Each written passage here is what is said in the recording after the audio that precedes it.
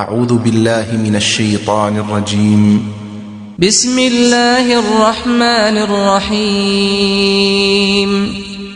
بناوي خداي بخشندو مهربان.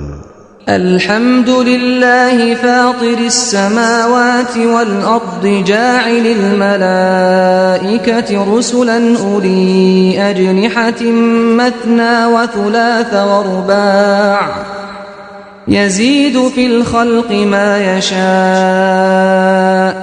إن الله على كل شيء قدير.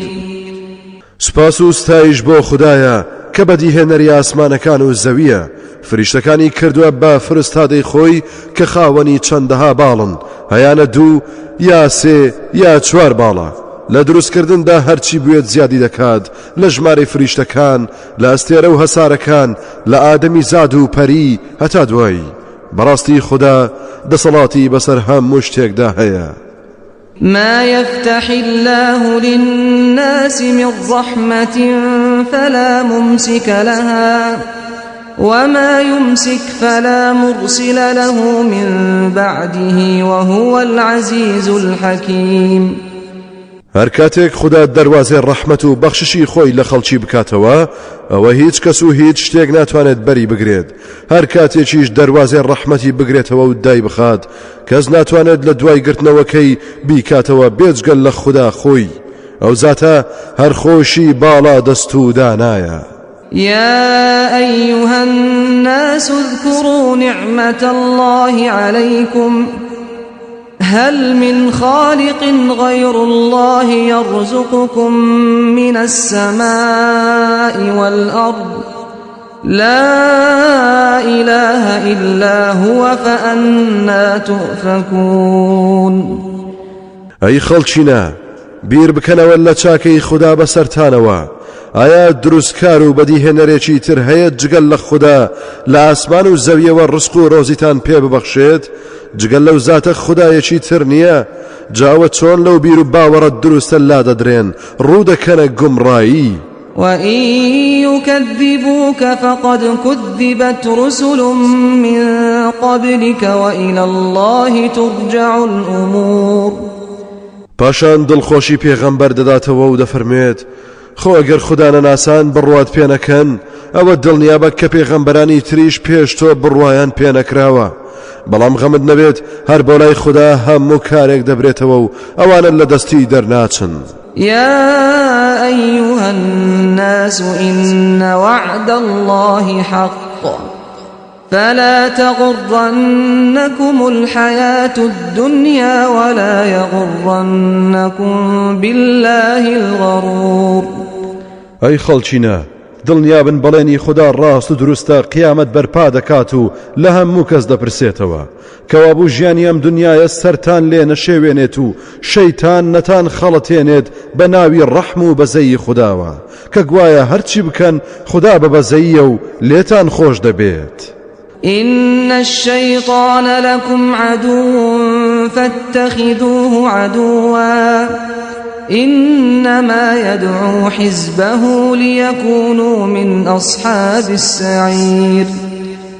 چونکە بەڕاستی شەیتان دوژمنتانە ئێوەش بە دوژمنی خۆتانی دابنێن بێگومان بانجی تاقم و دار و دەستەی خۆی دەکات بۆ ئەوەی ببنەن نیشتەجێی دۆزەخ. الذين كفروا لهم عذاب شديد والذين آمنوا وعملوا الصالحات لهم مغفرة وأجر كبير. ئەوانەی بێبڕوابوون سزای زۆر پڕ ئێش و ئازار چاوەڕێیانە ئەوانەشی باوەڕیان هێناوە و کردەوە چاکەکانیان ئەنجام داوە لێخۆشبوون و پاداشتی بێسنوور چاوەڕێیانە و بۆیان ئامادەیە. أفمن زين له سوء عمله فرآه حسنا فإن الله يضل من يشاء ويهدي من يشاء فلا تذهب نفسك عليهم حسرات إن الله عليم بما يصنعون. ئایا ئەو کەسەی کە کردەوە ناشرینەکانی بۆ ڕازێنراوەتەوە و بە جوان و چاک دەیبینێت وەک ئەو کەسە وایە کە پێوەری خودایی پێیە بۆ چاکە و خراپە؟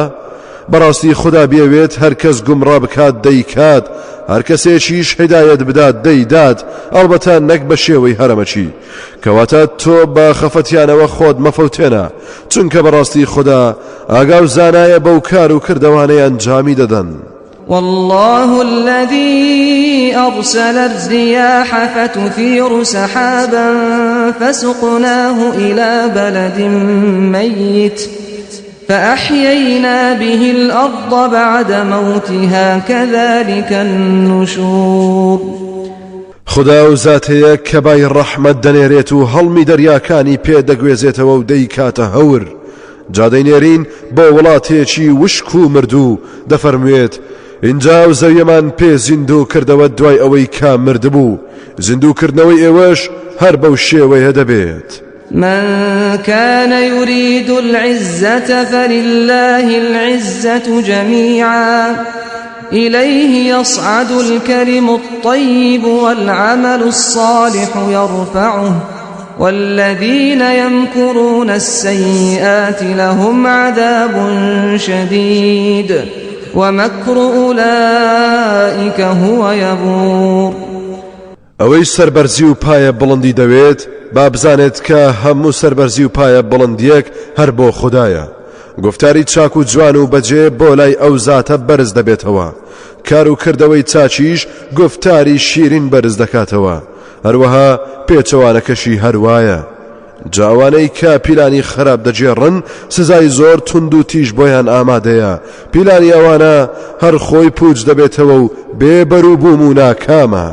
والله خلقكم من تراب ثم من نطفة ثم جعلكم أزواجا وما تحمل من أنثى ولا تضع إلا بعلمه وما يعمر من معمر ولا ينقص من عمره إلا في كتاب إن ذلك على الله يسير. خدا ئێوەی لە خاک دروست کردووە، لەوە دواش لە نوتفەیەک کە بریتە لە بە یەکگەیشتنی سەرمێکوتەیەک لەگەڵ هێلکۆکەیەکدا، لەوە دوا کردوونی بەجووت بە نێر و مێ، هیچ مێینەیەک ئاوس نابێت و نازێت و سکەکەی دانانێت تەنها بە ئاگاداری ئەو زاتن نەبێت. هیچ تەمەن درێژێک تەمەنی درێژ نابێت و لە تەمەنی کەم نابێتەوە بێ ئەوەی لە زانستی خوددادا یاداش نەکرابێت. بێگومان ئەو شتە لەسەر خوددا ئاسانە. وما يستوي البحران هذا عذب فرات سائغ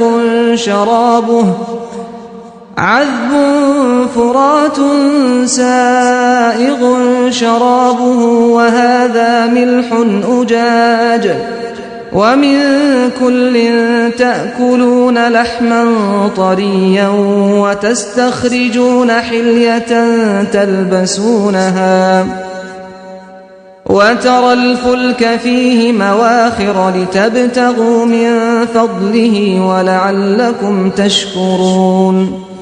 هەردوو جۆرە دەریا وەکو یەک نین، یەکێکیان ئاوی سازگار و خۆش، ئەوی تریان سوێر و تاڵ، لە هەردووچیان گۆشتی تەڕ و تازە دەخۆن، جۆرەهاشتی گرانبەها وەک گەوهەر و مرواری و یاقوت و هەتا دوایی دەردەهێن و لەبەری دەکەن و خۆتانی پێدەڕازێننەوە. اینجا کەشتەکان دەبینیت ئاوەکە لەت دەکەن و بە ئاسانی پیایدا دەڕۆن تا لە بەخشەکانی پەروەردگار بەهرەوەر ببن بۆ ئەوەی سپاسگوزاریش بن. يولج الليل في النهار ويولج النهار في الليل وسخر الشمس والقمر كل يجري لأجل مسمى ذلكم الله ربكم له الملك والذين تدعون من دونه ما يملكون من قطمير. هەر خدایە کە شەو تێکەڵکێشی ڕۆژ دەکات، ڕۆژیش تێهەڵکێشی شەو دەکات، خۆر و مانجی ڕام هێناوە، هەر یەکەیان تا کاتێکی دیاری کراو لە سوڕانەوەدایە. ئەو خودایە پەروەردگاتانە خاوەنی هەموو مڵک و بەدیهاتووەکانە بەڵام ئەوانەی جگەل لەو هانە و هاواری بۆ دەبەن و لێی دەپاڕێنەوە تەنانەت خاوەنی توێکڵە تەنکەکەی دەوری ناوچی خورماژ نین. إن تدعوهم لا يسمعوا دعاءكم ولو سمعوا ما استجابوا لكم ويوم القيامة يكفرون بشرككم ولا ينبئك مثل خبير. خۆ ئەگەر هانا و هاواریان بۆ بەرن گوێیان لێتان نییە و نابیستن ئەگەر بشبیستن بەدەمتانەوە نایەن ڕۆژی قیامەتیش حاشا دەکەن لێتان و لەوەی کە بە خواتان زانیون بێگومان کەس نییە وەک خوددا ئاگا و زانابێت و هەواڵی ڕاست و دروست بگەێنێت. يا أيها الناس أنتم الفقراء إلى الله والله هو الغني الحميد. ئەی خەڵچینە ئێوە هەژار و نەدارن و هەمیشە ئاتاجی خوددان لە هەموو کات و شوێنێکدا و بۆ هەموو شتێک هەرتەنها خوددایە کە بێنیازە و شایانی سوپاسە. إن يشأ يذهبكم ويأتي بخلق جديد وما ذلك على الله بعزيز. ئەگەر بیەوێت ئێوە لەناو دەبات و کەسانی ترس هەر لە نوێ دەهێنێتە کایەوە ئەمەش بۆ خوددا زۆر کارێکی ئاسانە و ئەنجامدانی هیچی پێناچێت. ولا تزر وازرة وزر أخرى وإن تدع مثقلة إلى حملها لا يحمل منه شيء ولو كان ذا قربى إنما تنذر الذين يخشون ربهم بالغيب وأقاموا الصلاة ومن تزكى فإنما يتزكى لنفسه وإلى الله المصير. هیچ گوناهبارێکیش گوناهی کەسانی تر هەڵناگرێت لە قیامەتیشدا ئەگەر بارگرانێک گوناهبارێک هاوار لە کەسێک بکات تا باری سەرشانی سووک بکات هیچ باری سووک ناکات هەتا ئەگەر خزمیشی بێت. جا تۆ ئەی پێغەمبەر تەنها ئەوانە بێدار دەکەیتەوە کە لە پەروەردگاریان دەترسن لە غەیب و پەنهانیدا و نوێژەکانیان بە چاچی ئەنجام دەدەن ئەوسا ئەوەی دڵ و دەروون و گفتار و کردەوەی خۆی پاک بکاتەوە ئەوە بەڕاستی سوودەکەی بۆ خۆیەتی گەڕانەوە و سەرنجامیش بۆ لای خودای گەورەیە. وما يستوي الأعمى والبصير ئاشکرایە کە کوێر و چاوساغ وەک یەک نین ولا الظلمات ولا النور تاریچیەکان و ڕووناچیش چۆن یەک نین ولا الظل ولا الحرور سێبەر و خۆرەتاویش وەک یەک نین. وما يستوي الأحياء ولا الأموات إن الله يسمع من يشاء وما أنت بمسمع من في القبور. زیندوان و مردوانیش هاوتای یەک نین بێگومان خوددا ڕاستی دەدات بە گوێی هەر کەسێکدا بیەوێت بەڵام تۆ ئەی پێغەمبەر ناتوانیت پەیامەکەت بگەێنیت بەو کەسانەی کە لە ناو گۆڕدان مەبەست کافرەکانە کە وەک مردوو نابیستن و ئەگەر بشبیستن سوودی لێوەرناگرن. إن أنت إلا نذير بەڵکو تۆ ئەی پێغەمبەر تەنها بێدارکەرەوە و ترسێنەریت و بەس. إنا أرسلناك بالحق بشيرا ونذيرا وإن من أمة إلا خلا فيها نذير. بێگومان ئێمە تۆمان ڕەوانە کردووە بە حەق و ڕاستیەکی تەواوەوە تۆ موژدەدەری ئیماندارانیت ترسێنەری بێبڕواکانیت هیچ گەل و نەتەوەیەکیش نەبووە کە پێغەمبەر و بێدارکەرەوەیەکی بۆ ڕەوانە نەکرابێت. وإن يكذبوك فقد كذب الذين من قبلهم جاءتهم رسلهم بالبينات وبالزبر وبالكتاب المنير. ئەی محەممەد خۆ ئەگەر بڕوایان بە تۆ نەکرد ئەوە دڵت لە خۆت دانەمێنێت بەڕاستی ئەوانەی پێش ئەمانیش هەر هەڵوێستیان وابووە بڕوایان بە پێغەمبەران نەبووە هەرچەندە ئەوان بە مۆجیزە و بەڵگەی بەهێزەوە بە پەیام و کتێبی ڕوونی ئاشکراوە بۆیان ڕەوانە کرابوون. ثم أخذت الذين كفروا فكيف كان نكير پاشان ئەوانەی بێباوەڕ بوون خەشم و قینی خۆمم لێگرتن و لەناوم بردن جا چۆن بوو بەڵاو تۆڵەی من ألم تر أن الله أنزل من السماء ماء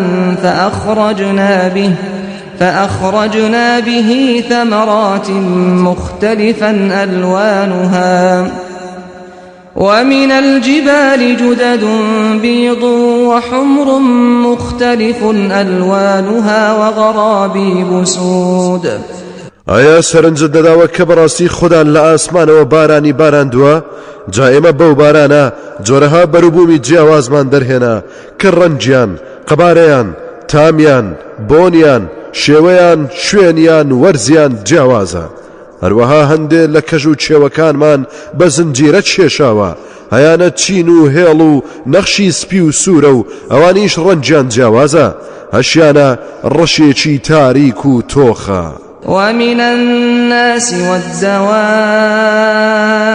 والأنعام مختلف ألوانه كذلك إنما يخشى الله من عباده العلماء إن الله عزيز غفور هەروەها بەو شێوەیە لە خەڵکیش لە گیانداران و ماڵاتیش جۆرەها ڕەنگ و شێوە و قەبارەی جیاواز هەیە بەڕاستی هەرزانەکان پەی بەو نهێنیانە دەبن و لەناو بەندەکانی خوددادا هەر ئەوان لە خوددا دەترسن لە سەردەمی علم و زانستیدا ئەم ڕاستیە ڕوونە چونکە زانە و پسپۆڕان کاتێک وردەکاری بەدیهێنراوان پەی پێدەبن زۆر هەست بە گەورەی و دەسەڵاتی خوددا دەکەن بەڕاستی ئەو خوددایە زۆر باڵا دەستە و زۆریش لێخۆش بووە کاتێک ڕووی تێدەکەن و باوەڕی پێدەهێنن إن الذين يتلون كتاب الله وأقاموا الصلاة وأنفقوا مما رزقناهم سرا وعلانية يرجون تجارة لن تبور بەڕاستی ئەوانەی کە پەیامی خوددا قورئان دەخوێننەوە و نوێژەکانیان بە چاچی ئەنجامداوە و لەو ڕزق و ڕۆزی و سامانە جۆرە و جۆرانەی پێمان بەخشیون بەخشیویانە بەنهێنی و بە ئاشکرا بەنهێنی بۆ ئەوەی ڕیا و ڕووپامایی تێکەڵ نەبێت بە ئاشکراش بۆ هاندانی خەڵکی ئەوانە بە ئومێدی بازرگان یەک ئەو کارە دەکەن کە هەرگیز نائومێد و زەرەرمەند نابن ليوفيهم أجورهم ويزيدهم من فضله إنه غفور شكور بۆ ئەوەی خودای مهرەبانیش وەفا بکات بە بەخشینی پاداش بۆیان و لە خەڵات و بەخششی زیاتریش بەهرەمەندیان بکات بەڕاستی ئەو خودایە لێخۆش بوو سپاسگوزارە والذي أوحينا إليك من الكتاب هو الحق مصدقا لما بين يديه إن الله بعباده لخبير بصير أي پیغمبر ئەوەی کە بە وەحی و نیگا بۆمان ڕەوانە کردیت لەم قورئانە ئەوە حەق و ڕاستیە و بەڕازدانەری کتێبە پێشوەکانیشە بەڕاستی خوددا ئاگا و بینایە بە بەندەکانی ثم أورثنا الكتاب الذين اصطفينا من عبادنا فمنهم ظالم لنفسه ومنهم مقتصد ومنهم سابق بالخيرات بإذن الله ذلك هو الفضل الكبير پاشان کەسانێکمان کردە خاوەن و ڕاگەێنەری ئەم قورئانە کە هەڵمان بژاردوون لە بەندەکانمان جا هەیانە ستەمی لە خۆی کردووە چاکەی کەمە و گوناهی زۆرە هەشیانە مام ناوەندیە هەشیانە زۆر گەرم و گوڕە لە چاکەکاریدا بە ویست و یارمەتی خوددا ئەو هەڵبژاردنە و ئەو گەرم و گوڕیە لە چاکەکاریدا ڕێز و خەڵاتێکی زۆر گەورەیە جنات عدن يدخلونها يحلون فيها من أساور من ذهب ولؤلؤا ولباسهم فيها حرير ئەو بەختەوەرانە لە پاداشتی ئەو هەوڵ و کۆششانەیاندا دەچنە باخەکانی بەهەشتی عەدنەوە لەوێ دەستبەندی ئاڵتون و مرواری دەکرێتە دەستیان پۆشاکیشیان لەو بەهەشتەدا ئاوریشمە وقالوا الحمد لله الذي أذهب عنا الحزن إن ربنا لغفور شكور. اینجا هەمووان لە خۆشیدا دەڵێن سپاس و ستایش بۆ ئەو خودایەی کە هەرچی غەم و پەژارەیە لە دڵ و دەرونی دەرکردین بەڕاستی پەروەردگارمان زۆر لێخۆش بوو سپاسگوزارە. الذي أحلنا دار المقامة من فضله لا يمسنا فيها نصب ولا يمسنا فيها لغوب. ئەو خودایەی کە جێنشینی کردین لە ماڵی هەمیشەییدا بە بەخشش و ڕێزی تایبەتی خۆی ئیتر هیچ نەخۆشی و ناخۆشیەک توخنمان ناکەوێت هیچ ئازار و ئێشێکی دەرونی توشمان نابێت و هیچ بێزاری و ماندوو بوونێکیش ڕوومان تێناکات. والذين كفروا لهم نار جهنم لا يقضى عليهم فيموتوا ولا يخفف عنهم من عذابها كذلك نجزي كل كفور. لولا شو ئەوانەی کە کافر و بێباوەڕ بوون دۆزەخ بۆیان ئامادەیە بڕیاری لەناو چوونیان نادرێت تا بمرن و ڕزگاریان ببێت تەنانەت بەشێک لە سزاکەش لەسەریان کەم ناکرێتەوە. ئابەو شێوەیە هەموو کافر و بێباوەڕە سەرسەختەکان سزا دەدرێن و تۆڵەیان لێ دەستێنین.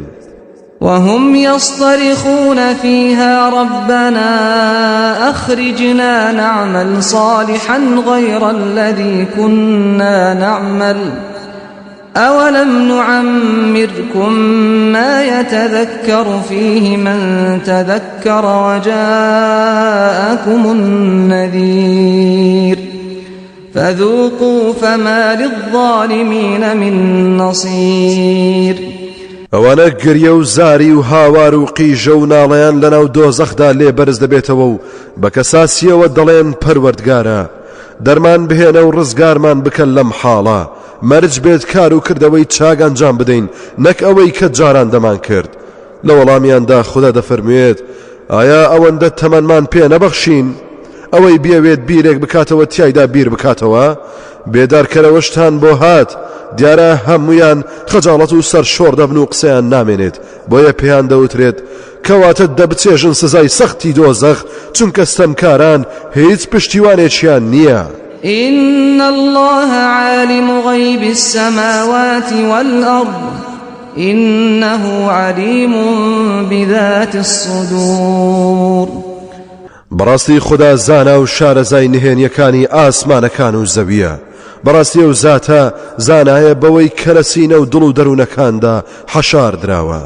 هو الذي جعلكم خلائف في الأرض فمن كفر فعليه كفره ولا يزيد الكافرين كفرهم عند ربهم إلا مقتا ولا يزيد الكافرين كفرهم إلا خسارا.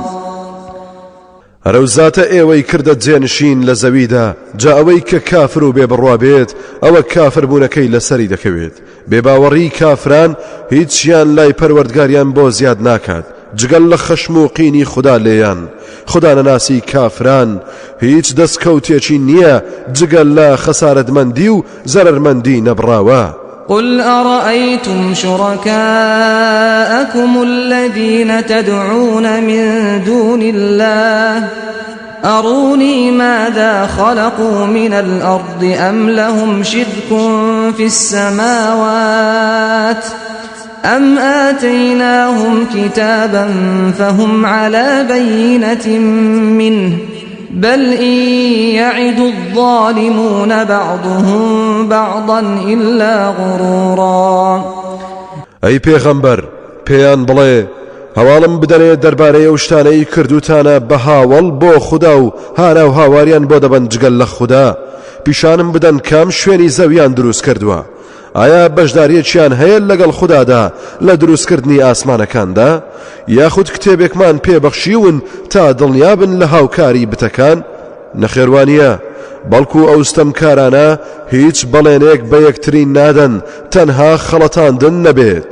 إن الله يمسك السماوات والأرض أن تزولا ولئن زالتا إن أمسكهما من أحد من بعده إنه كان حليما غفورا. بەڕاستی هەر خوددایە کە ئاسمانەکان و زەوی ڕادەگرێت و نایەڵێت لەناو بچێت و لە یەک بترازێت. سوێن بە خوددا ئەگەر تێک بچن و لە یەک بترازێن ئەوە هیچ کەسێک نییە بتوانێت دوای ئەو زاتە فریایان بکەوێت. بەڕاستی هەر ئەو هەمیشە و بەردەوام خۆگر و ئارامگر و لێخۆش بووە. وأقسموا بالله جهد أيمانهم لئن جاءهم نذير ليكونن أهدى من إحدى الأمم فلما جاءهم نذير ما زادهم إلا نفورا. ئەو کافر و هاوڵگەرانەی قڕەیش زۆر بەگەرمی بە خوددا سوێندیان دەخوارد و دەیانوت ئەگەر پێغەمبەرێکی بێدارکەرەوە بۆیان بێت بێگومان لە هەموو گەلانی تر باوەڕدارتر دەبن کەچی کاتێک کە پێغەمبەرێکیان بۆ هات لەسەر کەشی و دوورە پەرێزی زیاتر هیچی تریان لێنەوە شایەوە. استكبارا في الأرض ومكر السيء ولا يحيق المكر السيء إلا بأهله فهل ينظرون إلا سنة الأولين فلن تجد لسنة الله تبديلا ولن تجد لسنة الله تحويلا. چونکە خۆیان بەزل و گەورە دەزانی لە زەویدا و پیلانی شەڕ و تاوانیان چێشە بەمەرجێک پیلانی شەڕ و تاوان تەنها بەسەر ئەوانەدا دەشتێتەوە کە نەخشەی بۆ دەچێشن مەگەر ئەمانە بەدژایەتی ئیسلام تەنها چاوەڕێی ئەو کارە ساتانە بکەن کە بەسەر گەلانی پێش ئەماندا هاتووە کاتێ بڕوایان بە پێغەمبەران نەهێناوە لە ناوبران. ئیتر تۆ نابینیت هەرگیز لە یاسا و بەرنامەکانی خوددادا گۆڕانکاری پێش بێت. هەرگیز نابینیت یاسا و بەرنامەکانی خوددا لە نەخشەی خۆیان لابدەن کە بەشێکی ڕیسواکردنی پیلانجێڕانە. أولم يسيروا في الأرض فينظروا كيف كان عاقبة الذين من قبلهم وكانوا أشد منهم قوة وما كان الله ليعجزه من شيء في السماوات ولا في الأرض إنه كان عليما قديرا. ئایا ئەوە نەگەڕاون بە زەویدا تا سەرنج بدەن و تەماشا بکەن چۆن بوو سەرنجامی گەلانی پێش ئەمان و چیمان بەسەرهێنان؟ ئەوانە هێز و دەسەڵاتیان لەمان زیاتر بوو و نەبێت خوددا هیچ شتێک دەستە و سانی بکات لە ئاسمانەکان یا لە زەویدا چونکە بەڕاستی ئەو زاتە هەمیشە بەردەوام زانا و بەدەسەڵات و توانایە. ولو يؤاخذ الله الناس بما كسبوا ما ترك على ظهرها من دابة ولكن يؤخرهم إلى أجل مسمى فإذا جاء أجلهم فإن الله كان بعباده بصيرا. خۆ ئەگەر خوددا تۆڵەی لە خەڵکی بسەندایە لە سەرنجامی کار و کردەوەی نادروستیاندا هەرچی زیندەوەر هەیە لەسەر ڕووکاری زەوی نەدەما بەڵام خوددا ئەوەندە بەپەلە نییە لە تۆڵە سندن بەڵکو دوایان دەخات بۆ کاتێکی دیاری کراو جا کاتێک ڕۆژی خۆی هات بێگومانە و کاتە خودای گەورە بینایە بە بەندەکانی کار و کردەوەیانی هەموو لە بەردەستدایە.